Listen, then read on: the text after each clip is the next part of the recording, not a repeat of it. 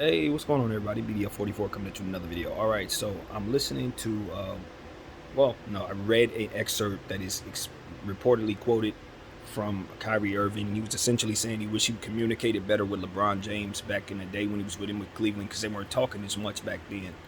Um, during a time where he needed to kind of, they both needed to be on the same page about each other's future, and if Kyrie could have looked back and kind of did a little something differently. And I'm paraphrasing, obviously. He probably would have communicated his feelings with LeBron James much better than he did, and maybe they could have moved forward in Cleveland and figured it out. He kind of wishes that he would have did it differently. So I think that's him leaving the door open for him to return to playing with LeBron James. I think it's smart for Kyrie Irving to leave his options open. Maybe do what he's doing right now, kind of just make some things right, or maybe express that he's grown. I think that's the most important thing that's about all of this. I think a lot of people are looking at it as him saying he's willing to play with LeBron James. I think that could be possibly the truth, but I think more so he's letting the NBA know that, look, hey, I get it. There's some things that have been done here that maybe everybody didn't understand, and I'm coming to get understanding why that is the case, and in order to move forward, I'm expressing growth. I want y'all to know that I'm growing, and I think I can be an asset to the NBA. So I think that's what he needs to do, man. I don't know where he's at, you know what I mean, in terms of his decision making with the vaccine and how it played out with Brooklyn. I don't think that he actually believed that it would be this bad. I think he actually thought that they would be able to come together in the playoffs. James Harden wouldn't leave, and because of the dynamic that we believe would have been too difficult to defend offensively, they would have been able to just run up the score against some of these fantastic playoff teams, of whom have trouble scoring the ball, but maybe not defensively. So, it's a lot going on with the Brooklyn Nets. That did not play itself out, of course. Both teams are not playing in the playoffs right now, both the Nets and the Sixers, where Harden ended up. And I just think that everybody needs to figure out how they're going to go forward in this league, with the league changing so fast as it is, with the NBA shifting to a more defensive wing-based kind of, thing, it seems like right now. And Kyrie Irving's got to find a way to continue his career as a superstar caliber player. This is a shift right now taking place. Smaller guys, to be completely and utterly honest with you, don't hold the same value they did just one season ago, because of all the things that we've seen in terms of these playoffs with teams taking advantage of size. So a guy like Kyrie Irving is to where, even with some of the troubles he had, he would be able to demand max or multiple years or what have you. Now, teams can go to the negotiation table against guys like Kyrie and say, look, you don't hold the same value no more. Take a discount. You don't hold the same value no more. We're going to move this way. We don't want you to have this amount of power or what have you. That kind of thing is possible right now.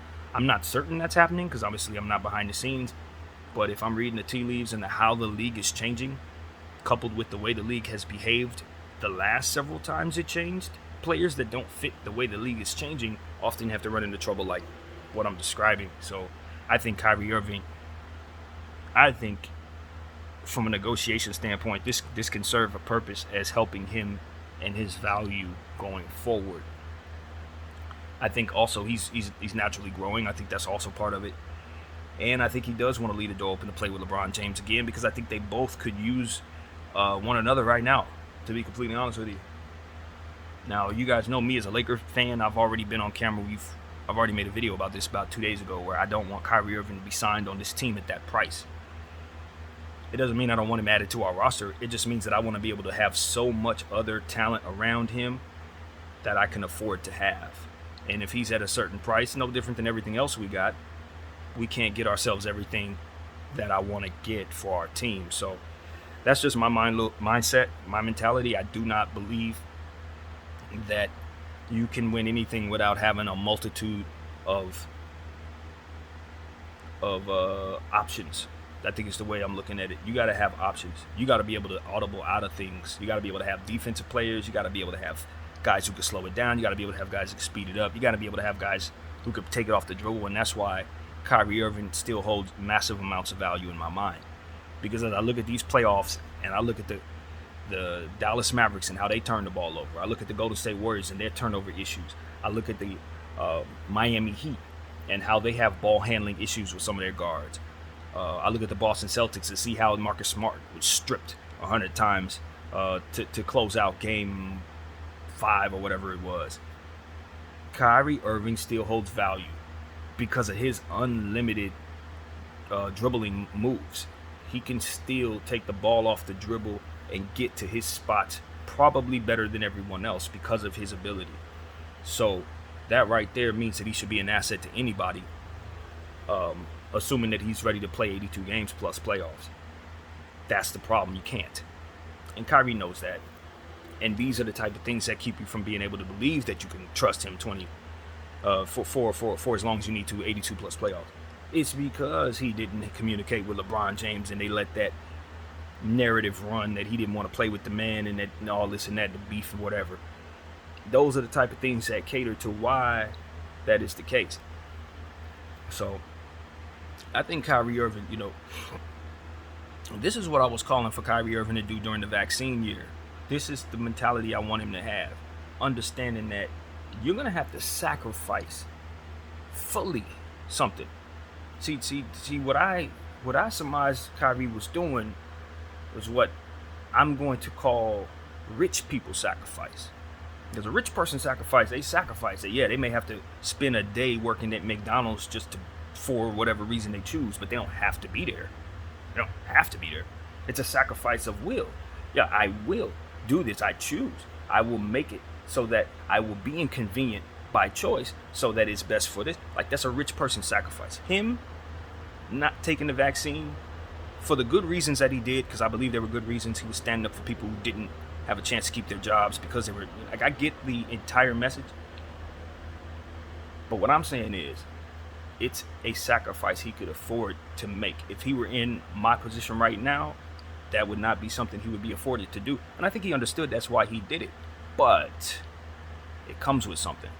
Because see, the sacrifice he actually was making was not a rich person sacrifice. He just perceived it as a rich person sacrifice. He thought he could afford the bill. He thought that he could do what it was that he was doing, stand for what he was standing for, and still at the end have a good team, keep continuity, James Harden be happy, KD be 100% ready for all that they had going up against the field. You can't think that basketball is something that's a rich person's sacrifice when you decide not to play. It's not. The NBA checks don't keep coming forever. So even if you're used to getting that money right now and you're in the abundance of grabbing bags left and right, the reality is them bags gonna shut off.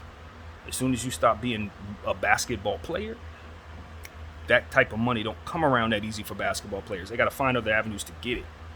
So he was thinking he was making a rich person sacrifice, but he was really leaving bags on the table and prime basketball body time on the table that you can't get back.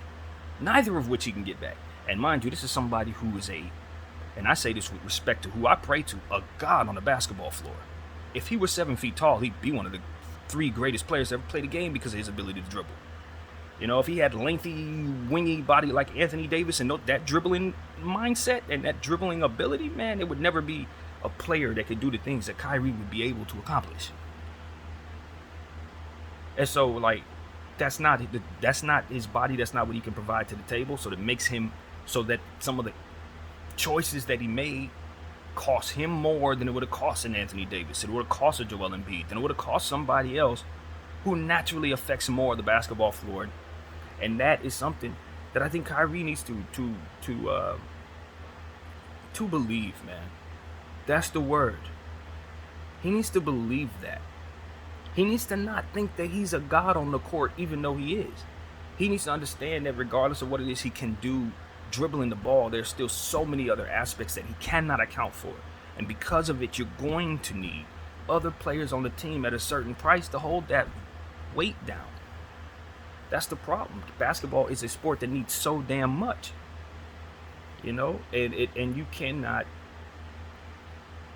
can't assume just because you're highly gifted at it that you are valued with that gift as others would value people who can do a multitude of other things, and because the NBA moves that way, it does affect things. It's why LeBron James at 6'10", 270, with all of his gifts, can demand, look, I'm going to be here only for a couple years. I'm going to sign 1-to-1, and you're going to take that. I'm going to ask that you bring me all these players, and you're going to do that, or I'm going to leave you, and that's my leverage. Bron can do that. Not because he dribbles better than Kyrie. He doesn't. But because he's bigger, and he affects more of the basketball floor naturally. It's not a fair world. But it is why Kyrie and, say, Trae Young and, say, Allen Iverson and Isaiah Thomas have to move differently than Anthony Davis, Joel Embiid, Kareem Abdul-Jabbar, Shaquille O'Neal. Do you understand what I'm saying? Like, it ain't fair. Average fans look at those stars comparably and say, oh, that's Kyrie, that's Shaq. Those are superstars. They're, of course, superstars all in, yeah, but they are not the same. They are not the same because of the way the game of basketball is played, because of what is required to have all that you need on a basketball floor. So a guy who's behind the 8 ball, like Kyrie Irving, needed not make the decisions that he made to be as wielding with his power, as unwavering with his choices that don't allow for much compromise. That backed him into a corner to where now he has to play very nice. Whether that's what he's choosing to do, and he sees that and is doing it, or not, he has to play very nice, because over the next 5 years, as he tries to stay in this league, they're going to make it harder and harder for him because of the stuff that he did in the past. Ask Dwight Howard. Because I look at that top 75 list and say anybody who was around during that time know damn well that he belongs on that list, and some people who are on it, you could get him off of there for him. But because of what happened in Orlando, because he made life very, very, very tough on whoever he did in Orlando, they still have a bad taste in their mouth about who he is now, and they're snuffing him on all the stuff that we know damn well he deserves. That's what it is, man. Can't let it happen to you. These are the type of mistakes you can't make twice. That's why it's so important that these young kids get schooled on what they can and cannot do, what their options are, how teams are constructed, what is required for them to be their best, how to be professionals, what is expected of their teammates, and how they can help. All these different things matter. You can't be aloof with your teammates, especially if you're a number 2 and he's a number 1, and expect 5, 6, 7 years down the road for everybody to believe in you. That just ain't how it works. And so yeah, he's gotta put some band-aids on some of these cuts that he's put on his career with some of the stuff that he's chosen to do that kept him away from the game. Because they not gonna treat him like Shaq. They not gonna say, oh, I need Kyrie no matter what. They gonna say, I need to get rid of him so I can get what I need no matter what. And if he can get me that, we gonna make that happen. That's what he's gonna run into. He's gonna be a trade piece. That's why next year is so important. He needs to come in his best shape, stronger than he's ever been, in my opinion. He needs to be hitting the iron a little more than usual to give himself that old man strength that needs to be there when he starts hitting father time, which hasn't quite kicked his butt at all, in my opinion. He can still move just as fast. But he's going to have to put on some strength. He's going to have to. I want to see Kyrie. I'm not saying be buff Kyrie, but you're going to have to put on about 10 pounds of muscle and keep it there. Because you're going to take more punishment. It's going to get tougher. But your dribbling ability will still keep you above the fray. Your finishing ability will still keep you in the NBA for sure.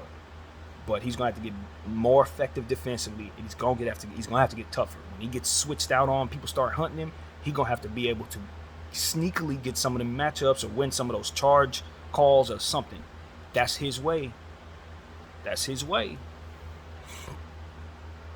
I'm telling you, you got a whole nother draft full of tall, lengthy defenders. Those are like more spots that are harder to get in this league for everybody. With this draft that's coming in, I'm looking at these kids. I'm like, yeah, there's going to be majority of these kids are going to stick. Like the majority. of what I've seen in this draft. They're going to be an NBA player 5, 6, 7, 8 years from now, taking spots from all these other guys. So it's the guys that play nice. It's the guys that do things outside of their basketball profile. Guys who can do a little more, a little extra, dig in, reach deeper, and do more, which Kyrie obviously can do. It's going to be those guys who are going to make it, while the guys who are average and the guys who've had bad attitudes, the guys who've had bad reputations, they're going to be ousted. They ain't going to have much room for them. And so, yeah, man, I don't feel bad for Kyrie Irving. I think he deliberately made certain choices that gave him what he has here. And I think those choices were made probably with things that are bigger than basketball in mind. But it's just like this. You still got to come back to basketball at some point. You're still a basketball player. You know what I mean? At the end of the day, we all know who you are. We all listen to your points of view and are aware of your choices and your stances because you are famous for being a basketball player. I think a lot of times when people forget what the bottom line is, especially artists, when they get this notoriety or they get the fame or they get the money and they've had it for a little while and it's time to keep it, sometimes they start doing everything but what got them there in order to try to find ways of salvaging what they have. No. Kyrie needs to get back to playing basketball. Not thinking about many things outside of basketball, but remembering what got him the voice and the power and the money and the leverage to do the choices that he's made, and keep that main thing very much important so that you can continue to have what you have. Not that fame will ever go away, but the attention will. It's basketball that keeps that attention on you. You know what I mean? I said that about Kanye West and music. I felt when Kanye West started doing fashion and all kinds of other stuff, he got so far away from the music till people weren't giving him the respect in the music. And it's like, yo, music is what got him here. Music is why we're able to see his fashion and say, yo, that's cool. Music is why we'll listen to his rants and understand whatever he got going on. It's why we're watching him for the things that he does off the outside of entertainment. It's because first he changed the game in music. Kanye West, Kyrie Irving, same thing, bro. First, you showed us you were the greatest dribbler in the world. Then we started seeing your way and how you move and what you think of the world. Otherwise, nobody would know. So he got to get back to playing ball, or he needs to retire from the game, man. That's it. And that's been my thing with Kyrie Irving. That was what I was saying last year. Like, brother, if you're going to make these choices, you got to understand that you're punting your career. Don't put one foot in, one foot out. Don't think that you're making a rich man sacrifice. This ain't that. This is you punting your career, brother. This is you punting your career. You are pulling a Kaepernick light. You know what I'm saying? It ain't Kaepernick, but it's like that. it's what you're doing. You're giving them every reason to say, nope, we good. Nope, we're cool. You know, and I think Kaepernick obviously had a much more difficult, obviously, that's why I call it light, because his situation's different, but, you know, it's still the same thing, man. You don't have the leverage on the court to take the stance that you had without losing what you had or putting it at serious risk. Kaepernick even worse because he had even less leverage based on where he was in his career when all this went on. He didn't have no leverage. I personally think that's what prompted him to go forward all the way with it, is because he was halfway out the league. I think if he was in a position like a Russell Wilson or Tom Brady, I don't even know that he takes that stance personally. Now, that's a whole nother conversation. I think he was wonderful for taking it, but I just always felt that his status in the league kind of gave him the courage to just say, you know what, yeah, let's go all the way, man. I really believe that's what was going on with Kaepernick.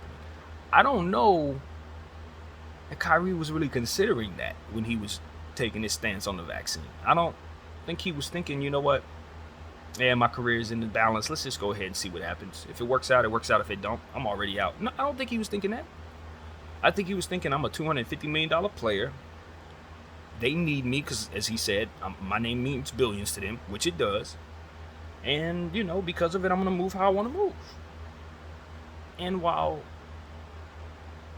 if you don't reach up under the surface, that looks like a reasonable thing. But once you start digging under the surface of what it is, and you start saying, okay, that leverage isn't real leverage, Kyrie. That's not, you don't have that actual leg to stand on, bro. That's not a real leg. That's a peg leg. That ain't a real leg you're standing on. And then you look and say, okay, well, in regards to his choice with the vaccine, I think a lot of people look at it this way, and I look at it this way. I listen to Kendrick Lamar. He was looking at it this way, apparently. And I think it's fair to look at it this way. Hey, man, there's a real vaccine out there, maybe. I don't know if you believe it or you don't. Not the point. The point is there are a lot of people who believe it. And so if that thing is out there and you're telling people to take something that's not going to help them for it, what stance are you really taking? There's a lot of people who believe that. There's a lot of people who thought he was taking a stance that could get a lot of people killed. You know what I mean? A lot of people thought he was taking a stance that could leave people vulnerable, that could leave people's grandmothers and great-grandmothers susceptible to this thing because their grandkids come in the house with it because they didn't take the vaccine, because Kyrie didn't take the vaccine. Like, that's a lot of people who felt that way. And given the details of what's been presented to us, I think that's the logical way of looking at it as well. So Kyrie has to absorb that as well. You put yourself in a position to look morally bankrupt to those who hang their moral compass on the vaccine, which is a lot of people. So that's part of the blackballing possibilities that could be out there for him going forward. It's just when you take those chances and those stances, you got to understand what you're doing to yourself potentially. Like, I don't know that Kyrie was doing a whole lot of listening to the people around him. My experience with people who think, in ways that others don't, who look at the world as you guys are different than me and I stand alone and I'm right. A lot of times in my history of being around people who think this way, they tend to not leave room for being wrong enough. They don't leave room for what could go wrong when they take certain stances, etc. So, yeah, I don't know if Kyrie was listening to folks or not, but he definitely would have been wise to consider this part of you. Like you may need to accept that your career is over. Like, literally. Not to say that he won't play again, but they're going to make it so much tougher for him going forward than he's ever experienced in his career. And the fact that he only plays half the season most times, he needs to see that coming. That people see him as someone who's not going to play even if all this ain't even present. So it's like, you're dealing with that too, Kai. So yeah, man, this is a situation where thank God that boy can dribble. Thank God that boy can dribble. He'd have been in some real trouble if not the case. I think he's going to be traded. I don't think Brooklyn's bringing him back. I think it's a good chance he ends up with the Lakers, given our circumstances of the fact that we don't have any picks, and the only thing we can really do is bring people here on existing contracts for trade. That's really all we can do. We could trade for somebody who's already on a contract. We could trade Anthony Davis and LeBron James for picks, which is my choice. I'd do that. Or we could try to free up that 47 that Westbrook's going to be leaving us, and then acquire somebody like Kyrie Irving, who somebody probably would rather give away, or someone like James Harden, or someone who would rather not pay. That's the Lakers' path forward.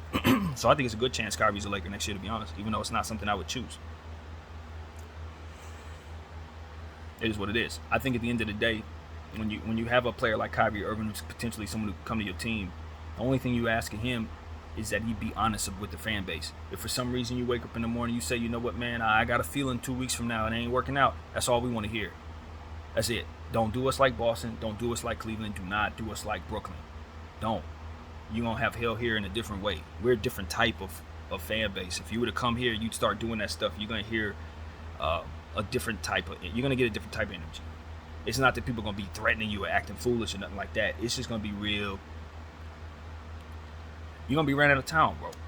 Your tenure is not going to last. That's what the truth is. It ain't about how people are going to treat him. None of stupid crap. They're going to be calling for him to leave as quick as he gets here. That's what's going to be the consequence of that. As soon as you get here, we're going to be screaming leave. I'm going to be the first one doing it too. Because I don't play about my team at all. Ain't nobody, no soul that's going to be putting on that uniform more important than that front of that name. You know what I'm saying? I'm already calling for LeBron James to be traded based on what it is that we need for our assets. So if you think I'm not gonna ask for anyone else to be traded, ain't nobody above that, bro. I'd trade myself if I thought it would help the team. So this is the reality of the situation. I think for myself as a fan, I just want somebody who's gonna be here, play well. Health ain't something we can control, but don't do us like AD, man. Come ready, bro. Whoever you are, I don't care who it is, be ready. Zach LaVine, Donovan Mitchell, and James Harden, Kyrie Irving, whoever it is that's going to put on purple and gold, because I think it's going to be one of them dudes. I really do. My gut's telling me we're probably going to swing for the fences instead of stripping this thing down.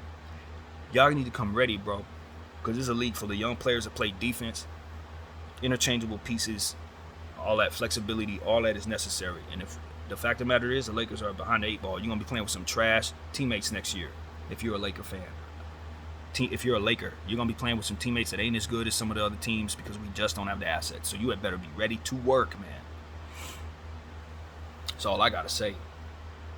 Got a weird feeling one of these players going to be a Laker, y'all. I'm telling y'all. Because the Lakers have about $47 million to give to somebody. And this team is not thinking about ripping it up or trying to fix their books, in my opinion. If they were, we would be hearing more and more about the Lakers trying to trade Anthony Davis and Bron James for picks. I really believe that. So as far as I can tell, they're not going to minor retool. They're going to try to get Westbrook out of here and bring in another third star and then keep building with $1 million contracts. I think that's what they're going to do. And if they do that, we're going to suck again next year no matter what, in my mind. No matter what. But that's a whole nother conversation. Either way, that's that, man. I think I've said it all. BDF 44, I thank you all for watching.